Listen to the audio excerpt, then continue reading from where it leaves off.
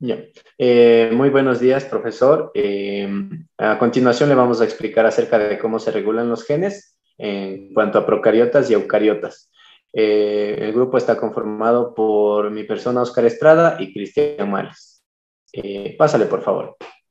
Bueno, en cuanto a cómo se regulan los genes, eh, tenemos que entender que para que una célula funcione de manera correcta, necesita realizar lo que es síntesis de proteínas, por lo cual se expresa como lo que es una expresión génica en sí, en sí se describe como un mecanismo que va a activar un gen para que produzca un ARN y a continuación produzca lo que son proteínas.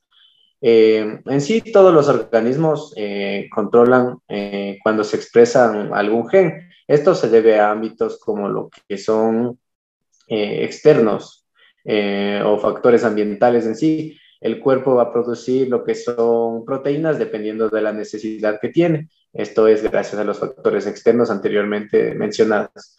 Eh, Cada organismo posee un mecanismo de control que va a indicar cuándo se va a expresar o cuándo se va a dejar de expresar un gen a través de proteínas. Pásale, por favor.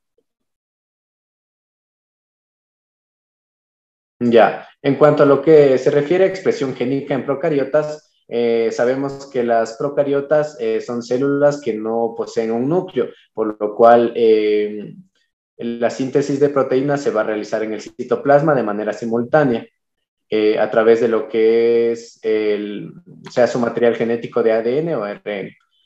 Se va a sintetizar en los ribosomas de la propia célula en sí y podemos decir que la síntesis de proteínas se va a regular en lo que es el proceso de transcripción, sea de ADN o ARN.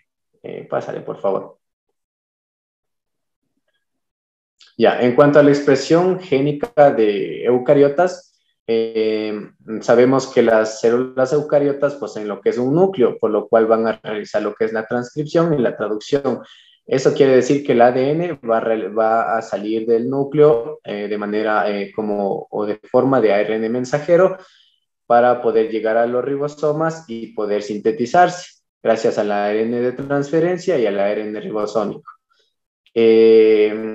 En sí, eso va a generar la expresión génica y de igual forma se va a poder contemplar de manera de característica a través de los ámbitos ambientales o factores externos anteriormente mencionados. Pásale, por favor.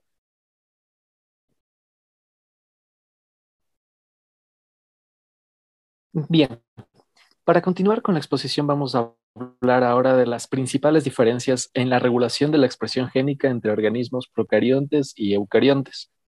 Empezando con los procariontes que, como ha dicho mi compañero, no tienen un núcleo, los eucariontes sí lo tienen. En los procariontes la transcripción del ARN y la traducción de la proteína ocurre casi de forma simultánea, en cuanto que en los eucariontes la transcripción del ARN ocurre antes de la traducción de proteínas y tiene lugar en el núcleo. La traducción del ARN a proteínas ocurre en el citoplasma y el procesamiento posterior del ARN ocurre en la adición del capuchón 5', la cola poli A y la escisión de intrones y empalme de exones. Para terminar, los procariontes tienen la expresión génica está regulada principalmente a nivel de la transcripción y los eucariontes la expresión génica está regulada a diferentes niveles, que son epigenético, transcripción, post-transcripción, traducción y post-traducción. Continuando con el empalme alternativo del ARN, pasa la diapositiva, por favor. Continuando a la siguiente, por favor. En el empalme alternativo del ARN, tenemos que para comienzos del siglo XX, cuando se observó por primera vez que el ARN poseía diferentes opciones de empalme, las cuales permiten a la célula producir diferentes tipos de proteínas a través de un solo gen.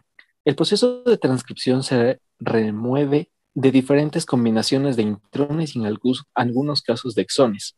Una forma de control génico, además de permitir la síntesis de diferentes tipos de proteínas en diferentes células y en diferentes etapas del desarrollo, el empalme alternativo es un mecanismo común de regulación génica de los eucariontes.